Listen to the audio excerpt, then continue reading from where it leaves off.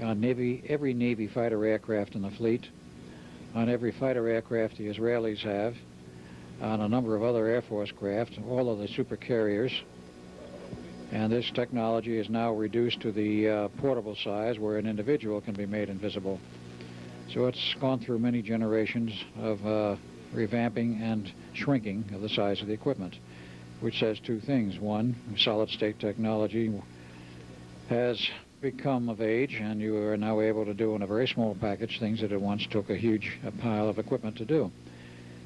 Secondly, they've modified the equipment to some extent so that it is now possible to make it portable and still completely effective. What the principles now are that they're using, I don't know. I don't know if it bears a resemblance to the original procedures or not, but they do have it working. In fact, there's even a famous photo available of President Bush and his Secret Service man out fishing at Kennebunkport, Maine, in the surf. And in between the two of them, there is a fishing pole standing there fishing with nobody hanging onto it, quite invisible hands holding it up. This is rather a famous picture, and it is there. It has been publicized in a couple of newspapers, and merely goes to show that the government has rather good control over this sort of thing. There are other stories, not apocryphal, but real. Yeah, this is the famous picture. Right. Famous picture, and we see the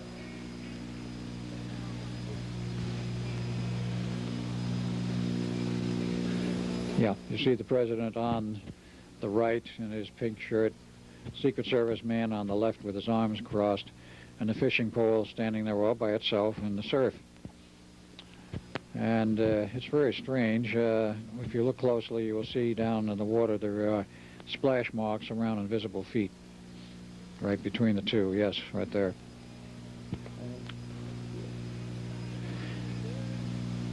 Now the angle seems a little bit off in terms of the way the poles are fishing, but we don't have the full picture of exactly what bay they were in or where this was and exactly where their lines were actually anchored.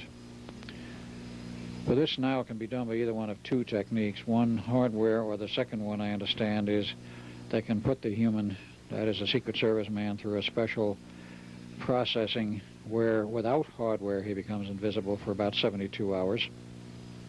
And then he starts to do the invisible man number and start to come back into visibility, and also he gets, I understand, violently ill when in the process of coming back to, quote, normalcy, unquote. Either way, they have control over processes of invisibility. Hangover. You might have a very powerful invisible hangover, and the hangover is not invisible to the person who has to withstand it. This is only one of the aspects of many things which have occurred. One very interesting thing here that comes to my attention is that if all carriers and if all planes are equipped with this invisibility, which basically is also a teleportation technique, then practically all confrontation on this planet become impossible, because you cannot fight a fleet that can hop around the world oceans at will, just flipping the numbers. Flipping the dials and showing up somewhere else after turning on the invisibility. Strokes on the keyboard. There's more than one report of this, of a fleet going invisible in the Pacific, off radar, off optical view by private aircraft that happen to be flying in the area. And the fleet shows up a day later, so a couple of thousand miles away, and steaming under completely normal conditions where it doesn't appear like anything has happened, just so they've changed location in the meantime, and they were totally off all radar, were not visible, and could not be tracked in that period of time. They made a quick jump of some type, and were there. How they explain this to the sailors, I don't know.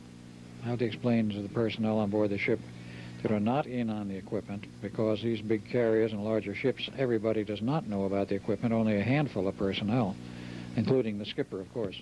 Maybe this film, The Final Countdown, gives an idea of how this is explained. They simply said that it was a whirlwind, a cyclone with some time-changing characteristics that moved the ship back in time to the Pearl Harbor attack. Yes, that film purported to be fictional, and they got away with it, you might say, by showing it as a freak of nature. Nature does not engage in those kind of freaks, not so far as we know at any time. My information was that it was a real test. They had the equipment on board. It was the Nimitz, and they were the first ones to be so equipped. And they went back into the past on direct orders to the day before Pearl Harbor with the intent, whoever gave the orders, that the aircraft on the Nimitz would wipe out the invading Japanese fleet before there was an attack and prevent the attack and thereby change history. Well, as it showed in the movie, one of the civilian observers along was arguing with the captain. He says, do you want to play God and change all history? He says, if you do, he says, you don't know how many people will be living who might otherwise have died in the attack, and you can change the whole structure, as it were, of our history and the possible outcome of the war. And nonetheless, in the actual movie, the skipper did not win. He started the attack, but then in the movie, the natural phenomena closed in on him, and the attack was canceled. In fact, I understand that the skipper got cold feet and called off the attack and pulled the planes back, and then returned the ship to current time. So basically, all these things show that if these things are real, that the whole Cold War has been a very clever Mickey Mouse game between the two superpowers in order to siphon tremendous amount of funding into these black projects. Because technically, both superpowers are armed with these advanced technologies. You cannot literally fight a war, or you can destroy the whole planet. But my important point is, what do you think about the recent revelations from so many places that basically this whole war has been a very clever arrangement between the two superpowers that have been transferring technology behind the scenes? Are you referring to World War II? Or after that? Not after. Insofar as World War II is concerned, I would say yes. There was a great deal of covert transfer of technology, not just before, but during the war. Before the war, it was not covert. During the war, it was covert, and then after the war, of course, we seized everything because Nazi Germany surrendered. That is, the Nazi group surrendered Germany. They did not surrender, period. The Nazis never surrendered, which is one of the best-kept secrets of history.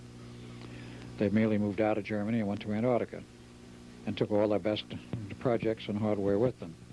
But insofar as the covert technology transfer is concerned, there's a great deal of evidence that there was a continuing covert transfer of personnel. My father was in on some of this smuggling of people out of Germany to the U.S. prior to and during the early part of World War II. And with it, some of the technology, because the Germans developed their own time machine in 1945. We developed the equivalent of it with the Philadelphia experiment in 43, and an actual one in 44. These two projects have been secretly coordinated from a higher level so that to compare notes and to see which one would do it better. That would be true, except for the fact the Germans had no invisibility project. There's no evidence they had one of any kind, but there is some partial evidence to the effect that there may have been an attempt by a Nazi sympathizer to steal the Eldridge in the final test and take it out to sea and turn it over to the Germans. Or maybe it may have been an attempt by the American power elite to transfer this technology to Germany, as there have been many such cases in history of transferring super technologies to Russia before the Second World War, during the Second World War, after the Second World War, in order to boost up Germany's resistance. Possibly true. The problem with that is, however, that while at some higher level there was covert cooperation, and during the war, of course, there was a great deal of cooperation between the U.S. and the USSR, and they were given, literally, some 25 pounds of purified uranium before the war was over. The Russians. The Russians were.